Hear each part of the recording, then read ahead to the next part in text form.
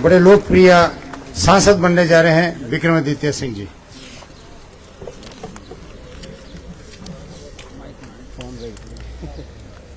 आप सभी का मैं दिल की गहराइयों से बहुत बहुत धन्यवाद करता हूं। लड़भड़ोल की प्रिय जनता और अलग अलग पंचायतों से भी यहां पर हमारे सभी साथी यहां पर आए हैं, भिन्न भिन्न पंचायतों से। आप सबका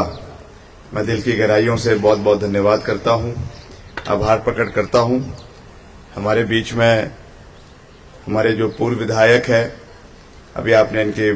शुभ विचार सुने, सुरेंद्र पाल ठाकुर जी। हमारे जो एआईसीसी के ऑब्जर्वर है जय सिंह ठाकुर जी, मनोज रांजना जी, रजानी जी, जीवन ठाकुर जी, रमेश ठाकुर जी, नरेश खंदौरिया जी, राकेश चौहान जी, राकेश दरवाल जी, प्रेमनाथ जी, राजेंद्र चौहान जी, बिमला चौहान जी, सुरेंद्र कुमार जी, कुशाल भारद्वाज जी जो सीपीआईएम के साथी हैं हमारे, संजीव भंडारी जी, गुरुशरण परमार जी, विवेक जम्वाल जी, प्रधान सिमस सौरभ ठाकुर जी, सचिन बरवाल जी, उमेश ठाकुर जी, मनोज ठाकुर जी और विभिन्न पंचायतों के जो यहाँ पे हमारे प्रधान, उप प्रधान, पंचायत समिति के सदस्य, वार्ड सदस्य और प्रेस के सभी जो साथी यहाँ पर आए हैं, मैं आप सबका दिल की गहराइयों से बहुत बहुत धन्यवाद करना चाहता हूँ। और आज मैं मात्र आप लोगों का सहयोग और आशीर्वाद और समर्थन लेने आप लोगों के बीच में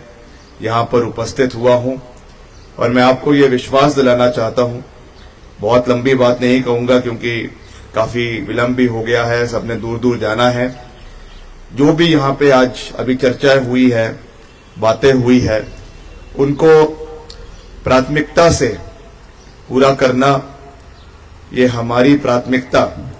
इस क्षेत्र के लिए आने वाले समय के लिए रहेगी।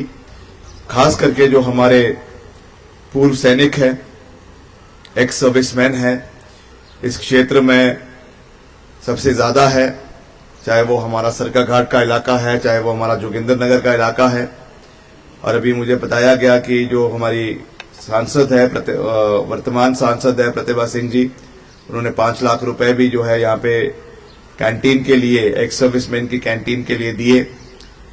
जो भी हमारे एक्स सर्विसमैन के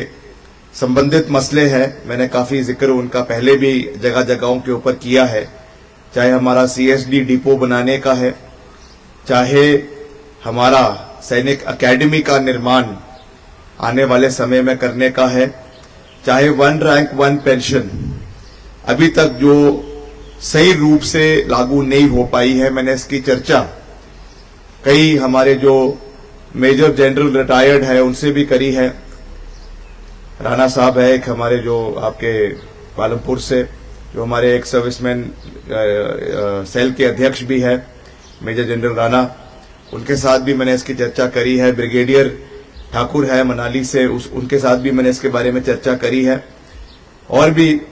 अधिकारियों से, भूतपूर्व सैनिकों से इसके बारे में चर्चा करी है। और मैं आपको ये विश्वास दिलाना चाहता हूं कि इस विषय को हम पूरी गंभीरता से आने वाले समय में केंद्र सरकार के समक्ष भी और लोकसभा के अंदर भी इस विषय को उठाएंगे। ये मैं आपको पूरा विश्वास हमारे पूर्व सैनिकों को देना चाहता हूं। इसके साथ जो हमारा एक विषय मैंने पीछे भी रखा कि हालांकि ये राजनीति से संबंधित नहीं है, मगर फिर भी एक भाव है हमारे प्रदेश के सैनिकों के प्रति, क्योंकि सबसे ज्यादा सैनिक हमारे भारतीय सेना में जो है वो हिमाचल से आते हैं, रिप्रेजेंटेशन उनकी बहुत अच्छी है। ये हमारे लिए एक बहुत ही महत्वपूर्ण मसला आने वाले समय में रहेगा, जिसको मैं लोकसभा में उठाऊंगा कि हमें भारतीय सेना में आने वाले समय में एक अलग रेजिमेंट हिमाचल प्रदेश की जो है होनी चाहिए। इस विषय को हम जो है वो केंद्र सरकार के समक्ष, हमारा जो मिनिस्ट्री ऑफ डिफेंस है उसके समक्ष और लोकसभा में इस विषय को उठाएंगे, क्योंकि हर राज्य की अपनी, चाहे वो पंजाब है, चाहे वो कुमाऊं राइफल्स है, चाहे वो गोरखा राइफल्स है, वैसे ही हिमाचल प्रदेश का एक अलग टुकड़ी, एक अलग रिप्रेजेंटेशन भारतीय सेना में होनी चाहिए। ये मांग काफी समय से चली हुई है, मगर अभी तक इसके ऊपर गौर नहीं फरमाया गया है। हालांकि जो रेजिमेंट को रेज किया जाता है वो राज्य के बेसिस पे नहीं होता है, मगर फिर भी प्रदेश की रिप्रेजेंटेशन, हिमाचल प्रदेश की रिप्रेजेंटेशन भारतीय सेना में एक अलग रूप से होनी चाहिए। ये विषय हमारे दिल के बहुत करीब है, हम सबके दिल के बहुत करीब है, और इसको प्राथमिकता पे आने वाले समय में उठाना, ये हमारी प्राथमिकता केवल इसी क्षेत्र के लिए नहीं मगर पूरे प्रदेश के लिए आने वाले समय में रहेगी। ये मैं आपको पूरा विश्वास दिलाना चाहता हूं। इसके साथ साथ यहाँ का जो हमारा नेशनल हाईवे का मसला है, जिसके बारे में अभी यहाँ पे मुझे एक रिप्रेजेंटेशन भी दिया गया है विमला चौहान जी ने, कि एक हमारा जो ये यहाँ से नेशनल हाईवे घोषित हुआ था कुछ समय पहले, मैं जब प्रदेश में मंत्री बना पीडब्ल्यूडी का, तो हमने इन विषयों को केंद्र सरकार के समक्ष जाकर उठाया। इन प्रिंसिपल ये 69 ऐसे नेशनल हाईवेज थे जिनकी घोषणा 2016 में उस समय जो हमारे सड़क मंत्री थे, आज भी वही है, आदरणीय नितिन गडकरी साहब, उन्होंने करी थी, और हमने इसको प्राथमिकता पे पूरा करने के लिए प्रयास किए। मगर हमें वहां पे ये जानकारी दी गई कि आज तक इसकी इन प्रिंसिपल अप्रूवल अभी तक जो है वो नहीं आई है हमारे केंद्र सरकार से, प्रधानमंत्री कार्यालय से। मगर फिर भी मेरा ये प्रयास रहेगा, जो यहाँ पे ये एनएच की घोषणा हुई है, कहाँ से होके जाता है, बैजनाथ, मेरी, लांगना और मंडी, बैजनाथ, बेरी, लांगना और मंडी, इसको मैं अपने जहन में निश्चित तौर से रखूंगा। बतौर लोक निर्माण मंत्री भी हमने इसकी भूमिका पहले ही बांधी है। मैंने पहले भी कई बार, मैं दिल्ली में जब मैं जाता हूं बतौर मंत्री भी मैं कई बार गया, मैंने जो हमारे मंत्री है नितिन गडकरी जी, उनसे भी मैंने कई बार इस विषय में बात करी कि हिमाचल प्रदेश बहुत डिफिकल्ट एरिया में है, डिफिकल्ट टेरेन है, अलग अलग पहाड़ी इलाकों का रास्ता है, इसलिए कम से कम जो आपने ये घोषणा करी, अगर इनमें से सारे भी पूरे नहीं हो सकते, मैं जानता हूं कभी कभी कई कॉन्स्ट्रेंट्स रहते हैं, 69 आपने घोषित किए, उसमें से 25 को ही कर दे,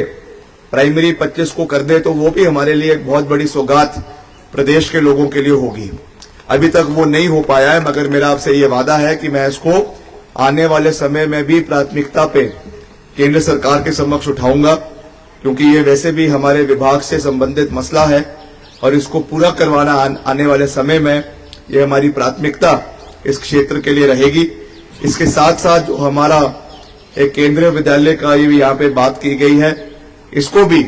हम अपने जहन में रखेंगे। और अभी तो क्योंकि चुनाव का समय है, अभी तो केवल मात्र आप लोगों का आशीर्वाद लेने के मैं आपके बीच में आया हूं, मगर मैं हर जगह ये बात कहता हूं कि जब हम आपके आशीर्वाद के साथ जीतेंगे, और वैसे भी मेरी ये आदत है क्योंकि 2 बार आपके सहयोग के साथ मुझे विधायक बनने का अवसर प्राप्त हुआ है, मंत्री बनने का अवसर प्राप्त हुआ है, जब भी हम किसी इलाके में जाते हैं, ये हमारा एक कह सकते हैं कि एक हमने इसको सिद्धांत बनाया है कि जब भी किसी इलाके में जाएं तो वहां के जो एरिया के एसोसिएशन के, अलग अलग एसोसिएशन के लोग हैं, चाहे हमारे होटल एसोसिएशन के हैं, हमारे व्यापार मंडल के लोग हैं, हमारे बागवान किसानों के प्रतिनिधि मंडल है, उनसे हम जरूर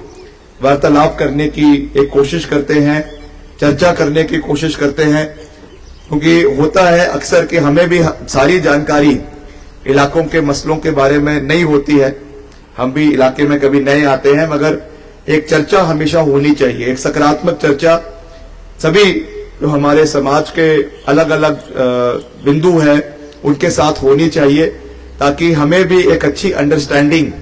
इलाके की मसले की हो सके कि कैसे हमें आगे बढ़ना है, कैसे विकास के कार्यों को आगे लेकर जाना है, उसमें आपका सहयोग मिले। तो मैं आपको यह विश्वास दिलाना चाहता हूं कि मुझे पूर्ण विश्वास है कि इस इलाके से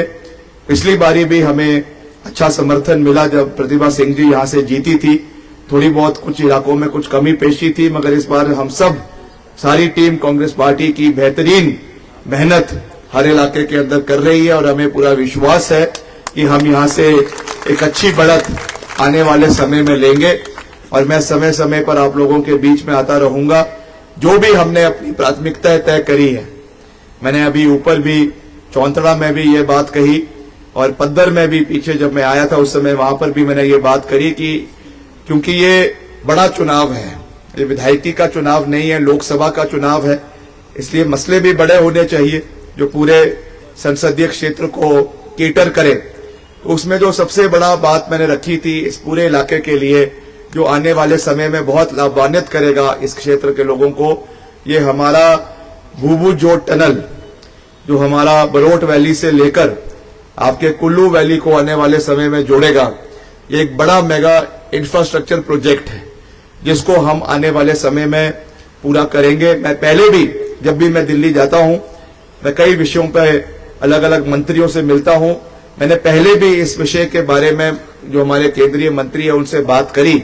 और आने वाले समय में इसको पूरा करना ये हमारी प्राथमिकता इस इलाके के लिए रहेगी। वैसे ही हमारा जो जनजातीय क्षेत्र साथ लगता हुआ है आपका छोटा बंगाल का, उसको भी हमें जो हमारा घाटी है भरमौर की होली से उसको जोड़ने के लिए होली उतराला सड़क, ये भी हमारे जनजातीय क्षेत्र के लिए बहुत महत्वपूर्ण है। इसको जोड़ने का भी हम हर संभव प्रयास आने वाले समय में करेंगे। पांगी भी हम गए, पांगी से भी एक सड़क हमारी जो है वो आपके तीसा के इलाके में जुड़नी है। हालांकि ये इस क्षेत्र से संबंधित नहीं है, मगर क्योंकि आपको पता होना चाहिए कि जो आपका प्रत्याशी है आप लोगों का क्या एक विजन पूरे इस इलाके का है, क्योंकि सबकी कोई ना कोई रिश्तेदारियां इधर या उधर होती है। वैसे भी ये बिल्कुल साथ लगता हुआ आपका कांगड़े के साथ इलाका है, बैजनाथ के साथ लगता हुआ इलाका है। बहुत से लोगों की रिश्तेदारियां इधर की उधर है, उधर की इधर है, तो निश्चित तौर से एक समाज के अंदर भी पूरा तालमेल रहना चाहिए। इलाके के अंदर क्या विकासात्मक कार्य होने वाले हैं आने वाले समय में, एक उसकी भी अच्छी जानकारी हमको होनी चाहिए ताकि हम मिलकर आगे बात करें, आगे विकास के और कार्य करें। बहुत से हमें व्यापारी भी आज मिले।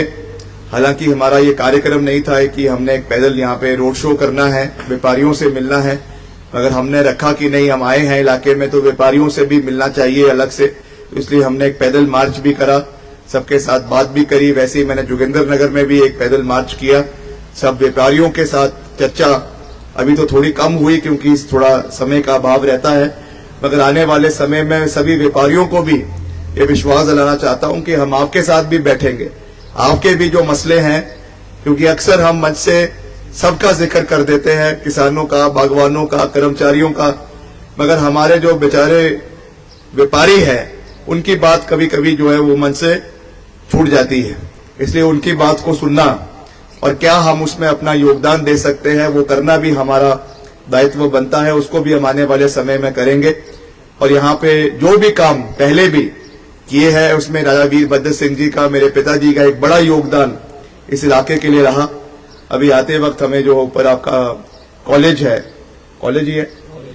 लड़बड़ोल का, वो भी राजा वीरभद्र सिंह जी की देन इस इलाके के लिए है और बड़ा प्यार उनका इस इलाके के साथ रहा। मुझे तो याद है कि एक बार यहाँ पे कुछ और भी राजनीतिक घटनाक्रम भी हुए थे कुछ साल पहले।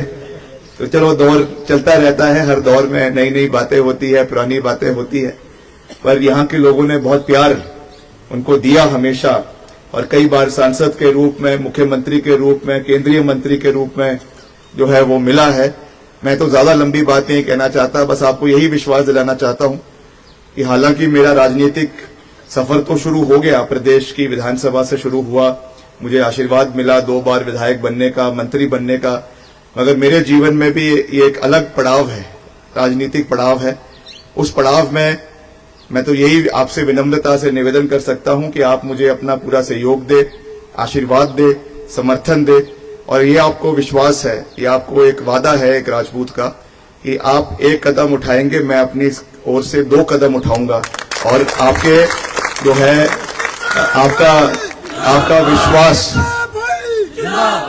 आपका विश्वास जो हमारे ऊपर है उसको मैं कभी डगमगाने नहीं दूंगा, ये मैं आपको पूरा विश्वास देना चाहता हूं। हो सकता है कि कभी कभी विकास में कमी भी रहती है और मेरा ये भी सोच है कि हमको कोई बड़े बड़े बातें नहीं करनी चाहिए। जैसे अभी यहाँ पे पूर्व में कई वक्ताओं ने यहाँ के विधायक के बारे में कहा, चलो मैं उनके बारे में ज्यादा बात नहीं करना चाहता, मगर बड़ी बड़ी बातें करते ना चुनावों के समय में कि मैं ये कर दूंगा, मैं वो कर दूंगा, मैं जो है अब्रॉड की तरह, विदेशों की तरह यहाँ पे ये कर दूंगा, और बाद में वो चीजें ना हो तो उससे कहीं ना कहीं एक विश्वास जो है ना वो टूटना शुरू हो जाता है। और मेरे पिताजी ने मुझे हमेशा यही बात सिखाई कि वो तो इतने लंबे समय तक 6 बार प्रदेश के मुख्यमंत्री रहे, कोई आसान काम नहीं है। उन्होंने मुझे हमेशा ये बात कही कि आपने जनता को जब भी मंच पर मौका मिलता है बात करने का या वैसे भी बात करते हैं तो उतना ही कहना जितना काम हो सकता है, उससे ज्यादा कहने की आवश्यकता नहीं है। क्योंकि आज अगर हम बड़ी बड़ी बातें, मैं भी मंच के माध्यम से बहुत बड़ी बड़ी बातें कर सकता हूं, कल को वो काम पूरे ना हो तो आप हमारे बारे में भी वही चर्चा होंगी जो आज दूसरों के बारे में मंच के ऊपर हो रही है। इसलिए हमारी वो सोच नहीं है। हमने 2-3 चीजें जो मेन इश्यूज है यहाँ के उसके बारे में बात करी है, जो सबसे संबंधित भी है, पूर्व सैनिकों से संबंधित है, इंफ्रास्ट्रक्चर से संबंधित है, और हम पूरा प्रयास करेंगे। जो जो बातें मैंने कही है नोट कर लें आप, इन सब चीजों को पूरा करने का आपका बेटा, आपका भाई विक्रमादित्य सिंह हर संभव प्रयास करेगा। मगर मैं बड़ी बड़ी बातें मैं नहीं करूंगा। ठीक है, बाद में और कुछ हम कर सकते हैं, एक बार ये आपके आशीर्वाद के साथ चुने जाए, उसके बाद कुछ और कार्य हम कर सकते हैं, वो हमारे लिए सौभाग्य होगा, आपका भी सौभाग्य होगा। मगर अभी जो मेरा विजन है वो बिल्कुल साफ है कि हमने ये कार्य यहाँ पे करवाने हैं और जोगिंदर नगर को और लड़ भड़ोल को हर वो सुविधा हमने दिलवानी है जो आने वाले समय में और क्षेत्रों के अंदर है। और मैं समझता हूं कि अगर एनएच से ये इलाका जुड़ेगा तो ऑटोमेटिकली उससे बहुत सी सुविधाएं इलाके के अंदर वैसे भी आनी शुरू हो जाएगी। तो ये मेरा आपसे अंत में वादा है कि ये जब मैं जीत कर जाऊंगा आपके आशीर्वाद के साथ, जो पहला मसला मैं लोकसभा के अंदर उठाऊंगा वो आपके एनएच का डिक्लेरेशन यहां पर आने वाले समय में होगा। इसका मैं हर संभव प्रयास आने वाले समय में करूंगा। ज्यादा कुछ ना कहते हुए मैं आप सबका एक बारी फिर से दिल की गहराइयों से बहुत बहुत धन्यवाद करता हूं, आपका आभार प्रकट करता हूं और आपको जाते वक्त यही विश्वास दिलाता हूं कि मेरा जिस तरीके से मेरे परिवार का राजा वीरभद्र सिंह जी का एक मजबूत रिश्ता आप लोगों के साथ सदियों से रहा, उसी तरीके से उस रिश्ते को केवल एक राजनेता के रूप में नहीं, एक नेता के रूप में नहीं, एक मंत्री के रूप में नहीं, एक आने वाले समय में एक सांसद के रूप में नहीं, मगर मात्र आपके परिवार के बेटे के रूप में, भाई के रूप में हम हमेशा आपके साथ हमेशा खड़े रहेंगे। इस चीज का मैं आपको पूरा विश्वास दिलाना चाहता हूं। पहले भी जब आपदा की दौरान आया, आपदा का दौर आया प्रदेश के अंदर, हम पूरी मजबूती से इलाके के साथ खड़े रहे। बतौर क्योंकि मैं प्रदेश का लोक निर्माण मंत्री भी था, ये हमारा दायित्व था, हमारी जिम्मेवारी थी कि समय पर सड़कों की बहाली हो, उसके लिए हमने हर संभव प्रयास किया। नई मशीनें ली गई, हमने करीबन 30-40 करोड़ रुपए की लागत से करीबन 200 से 250 नई मशीनें हर डिवीजन के लिए, हर इलाके के लिए ली, नई पोकलैंड मशीन्स ली, नए ब्रिजेस लिए कि कहीं पर भी इस तरीके का कोई नुकसान आने वाले समय में होता है तो उसको हम पूरा करने का प्रयास करेंगे। अभी आपका पीछे ब्यास नदी में बहुत ज्यादा नुकसान हुआ, हालांकि एरिया तो थोड़ा कटा हुआ है, मगर जो हमारा मंडी सदर के साथ लगता हुआ इलाका है वहां पर आपका जो एक बड़ा ऐतिहासिक पुल है कुनकातर, वो भी पानी में पूरी तरीके से क्षतिग्रस्त हो गया। उस ब्रिज के लिए हमने 3.5 करोड़ रुपए का प्रावधान किया है और आने वाले समय में उसका सारा प्रक्रिया पूरी हो चुकी है। चुनावों के बाद इमीडिएटली उस ब्रिज को लगाने का काम जो है हम आने वाले समय में करेंगे, क्योंकि वहां पे अब जो है एक बड़ा प्रोजेक्ट भी, बिजली का प्रोजेक्ट उस इलाके में लग रहा है। आपका थाना प्लॉन बिजली का प्रोजेक्ट है, करीबन 150 शायद 191 मेगावाट का, उसकी भी सारी औपचारिकताएं बड़े लंबे समय से पेंडिंग थी, वो भी पूरी हो गई है। एफआरए का उसका जो केस था वो भी पूरा हो गया है। तो आने वाले समय में काम उस इलाके में बढ़ेंगे। बिजली का प्रोजेक्ट बन रहा है इतने बड़े स्तर का, तो निश्चित तौर से रोजगार के नए साधन भी इलाके के अंदर पैदा होंगे, उसमें भी मैं आपको विश्वास दिलाता हूं कि जब भी वो प्रोजेक्ट का काम अभी जल्दी शुरू होगा, उसमें हम स्थानीय युवाओं के रोजगार का भी खास ख्याल आने वाले समय में रखेंगे, ताकि उनको यहाँ पे स्थानीय रोजगार के नए साधन आने वाले समय में मिले। ये भी हमारा प्राथमिकता रहेगी। बाकी और भी जो यहाँ के स्थानीय मसले हैं उनको हम समय समय पर उठाते रहेंगे। आप सबका मैं एक बारी फिर से दिल की गहराइयों से बहुत बहुत धन्यवाद करता हूँ। जय हिंद, जय हिमाचल।